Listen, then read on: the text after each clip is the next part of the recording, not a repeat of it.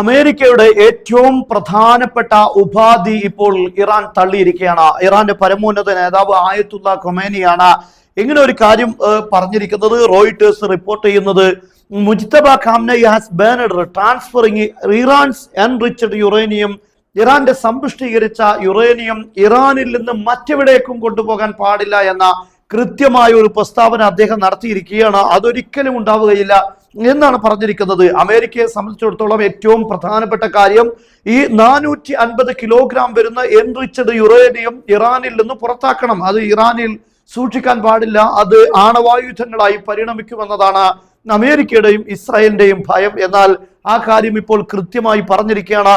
Rejecting one of the main US demands in the ongoing nuclear talks.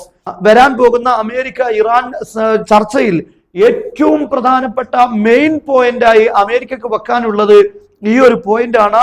സമ്പുഷ്ടീകരിച്ച uranium ഇറാനിൽ നിന്ന് മാറ്റണമെന്നതാണ്. എന്നാൽ അതിനിപ്പോൾ ഒരു അന്തിമമായ ഒരു പ്രസ്താവനയാണ് മുജ്തബ ഖാംനയി നടത്തിയിരിക്കുന്നത്. എന്നാൽ ഇതിന് കട്ട സപ്പോർട്ടായിട്ടാണ് ഇപ്പോൾ റഷ്യ വന്നിരിക്കുന്നത്. റഷ്യയുടെ വിദേശകാര്യ മന്ത്രി പറഞ്ഞിരിക്കുന്നത്, ഈ യുറേനിയം എവിടെ സൂക്ഷിക്കണമെന്ന കാര്യം തീരുമാനിക്കേണ്ടത് അത് ഇറാനാണ്, അമേരിക്കയല്ല, മറ്റൊരു രാഷ്ട്രത്തിനുമല്ല അതിന്റെ അധികാരമുള്ളത്. ഇറാൻ യുറാനിയം, ഇറാന്റെ യുറേനിയം എവിടെയാണ് സൂക്ഷിക്കേണ്ടത് എന്ന് ഇറാനാണ് തീരുമാനിക്കേണ്ടത്, അമേരിക്കയല്ല. ആ കാര്യത്തിൽ ഞങ്ങൾ ഇറാനെ പിന്തുണക്കുമെന്നാണ് വിദേശകാര്യമന്ത്രി പറഞ്ഞിരിക്കുന്നത്. ഖദിയത്തു ഇറാൻ ലാ യുംകിനു ഹല്ലുഹ ഇല്ലാ അബ്റൽ ഖനവാത്തി ഡിപ്ലോമാസിയ മാ മുറാഅത്തി മസാലിഹി ടെഹ്റാൻ.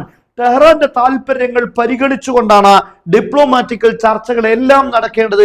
അമേരിക്ക ഉദ്ദേശിക്കുന്ന കാര്യങ്ങൾ, ഇസ്രായേൽ ഉദ്ദേശിക്കുന്ന കാര്യങ്ങൾ ഒരു രാഷ്ട്രത്തിന് മേൽ അടിച്ചേൽപ്പിക്കുക എന്നത് പ്രായോഗികമല്ല, അത് നടപ്പാക്കാൻ പോകുന്ന കാര്യമല്ല.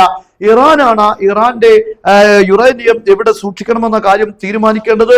അത് ഇറാന്റെ താല്പര്യങ്ങൾ സംരക്ഷിച്ചുകൊണ്ടാണ് അവർ ആ തീരുമാനമെടുക്കുക. അതുകൊണ്ട് അതിൽ മറ്റാർക്കും ഇടപെടേണ്ട സാഹചര്യമില്ല. റഷ്യ പൂർണ്ണമായും ആ വിഷയത്തിൽ ഇറാനെ പിന്തുണക്കുന്നു എന്ന വ്യക്തമായ സപ്പോർട്ടുമായിട്ടാണ് ഇപ്പോൾ റഷ്യ രംഗത്തെത്തിയിരിക്കുന്നത്.